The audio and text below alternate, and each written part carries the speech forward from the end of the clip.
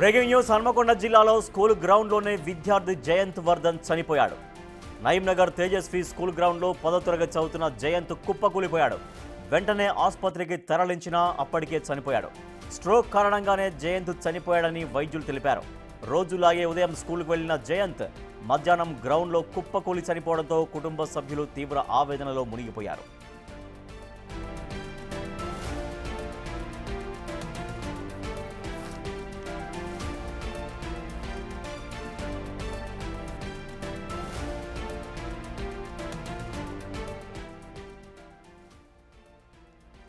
హన్మకొండ జిల్లాలో స్కూల్ గ్రౌండ్లో ఒక విద్యార్థి చనిపోయాడు. జయవర్ధన్ అనే 10th క్లాస్ చదువుతున్నటువంటి విద్యార్థి నయీం నగర్ తేజస్వి స్కూల్ గ్రౌండ్లో ఆ విద్యార్థి చదువుతున్నాడు. ఆ స్కూల్ గ్రౌండ్లో కుప్పకూలిపోయాడు. మనం చూడొచ్చు ఇక్కడ బిగ్ టీవీ స్క్రీన్ పైన ఆ రౌండ్ సర్కిల్లో బాక్స్లో అక్కడ అందరూ విద్యార్థులతో తోటి విద్యార్థులతో ఉన్నటువంటి జయంత్ వర్ధన్ ఒక్కసారిగా కుప్పకూలినటువంటి విజువల్ మీరు చూస్తున్నారు. మా ప్రతినిధి వేణు మరింత సమాచారం అందిస్తారు.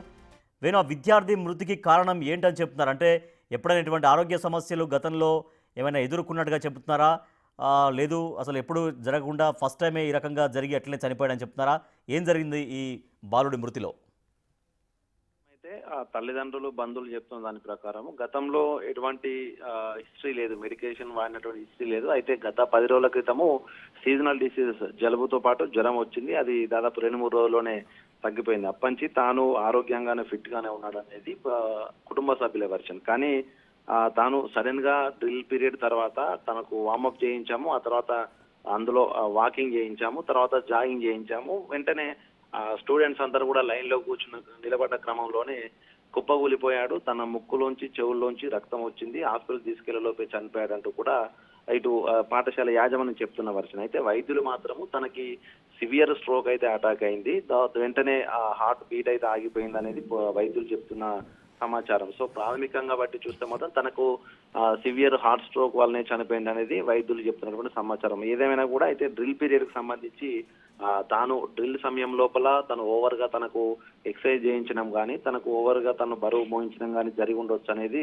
ప్రస్తుతం కుటుంబ సభ్యులు ఆరోపణ చేస్తున్నారు. దీనికి సంబంధించి విద్యార్థి సంఘాలు కూడా స్కూల్ వద్దకు వెళ్లి డ్రిల్ పీరియడ్ లో ఏం జరిగిందో పూర్తి సీసీటీవీ ఫుటేజ్ కావాలంటూ కూడా డిమాండ్ చేస్తూ నిరసన వ్యక్తం చేస్తున్న పరిస్థితి. సో మొత్తానికి తనకు ఎటువంటి మెడికల్ హిస్టరీ లేకపోవడము, అకస్మాత్తుగా ఈ రోజున ఇన్ని రోజులు ఆరోగ్యంగా ఉన్నటువంటి యువకుడు ఈ రోజున స్కూల్ కు వచ్చి ఈ విధంగా స్పాట్ లో చనిపోవడం చూస్తుంటే తనకు హార్ట్ స్ట్రోక్ అయితే కన్ఫర్మ్ అయినా కూడా అసలు ఎందువల్ల వచ్చిందనేదే ప్రస్తుతం పోలీసులు కూడా దర్యాప్తు చేస్తున్న పరిస్థితి. మొత్తానికి ఈ ఘటన కూడా తోటి విద్యార్థులతో సంతోషంగా ఆడుకుని స్కూల్ యాజమాన్యం చెప్తుందా? దీనిపైన స్కూల్ యాజమాన్యం రియాక్ట్ అయిందా? ఏమని చెప్తున్నారా వాళ్ళు? ఏమన్నా అయితే ఈ దాదాపు ఈ యొక్క 20 సెకండ్ల వీడియో రిలీజ్ చేశారు. ఎందుకంటే తనను ఇబ్బంది పెట్టలేదు, తాను ఎటువంటి పనులు కూడా చేయించలేదు, తాను పిల్లలతో ఉన్న సమయంలోనే అకస్మాత్తుగా కుప్పగూలనేది పాఠశాలకు సంబంధించినటువంటి యాజమాన్యం చెప్తుంది. కానీ అది డ్రిల్ టైం దాదాపు 40 నుంచి 45 నిమిషాలు డ్రిల్ టైం అయింది. ఆ డ్రిల్ టైం పూర్తయిన తర్వాతే తాను స్ట్రోక్ తో చనిపోయిన పరిస్థితి. అంటే ఆ 40 నిమిషాల పాటు తనను అక్కడ వార్మప్ చేయించడం కానీ, ఎక్సర్సైజ్ చేయించడం కానీ అది కొంచెం ఓవర్ అయిందా అనేది, తను వయసుకు మించి జరిగిందా అనేది ప్రస్తుతం కొంత అనుమానం అయితే వ్యక్తం అవుతున్నాయి. దీనిపై పోలీసులు పూర్తి సీసీటీవీ ఫుటేజ్ అయితే స్వాధీనం చేసుకుని ఎంక్వైరీ చేస్తున్నారు. ఇక తనకేమన్నా ఆర్గాన్ ఫెయిల్యూర్ లాంటి కానీ మిగతా డిసీజెస్ ఏమైనా ఉన్నాయా అనేది ప్రస్తుతము తన తల్లిదండ్రుల దగ్గర నుంచి ఎటువంటి సమాచారం లేకపోవడంతో పోస్ట్ మార్టం పంపిస్తే తాను సివియర్ స్ట్రోక్ రావడానికి ప్రధాన కారణాలు ఏందనేది కూడా పోస్ట్ మార్టం రిపోర్ట్ లో తెలిసే అవకాశం ఉన్నట్టు కూడా వైద్యులు చెప్పడంతో ప్రస్తుతం ఏకశిల హాస్పిటల్ నుంచి తనని ఎంజిఎం కు మార్చికి అయితే తరలించేందుకైతే ఏర్పాటు చేశారు. మొత్తానికి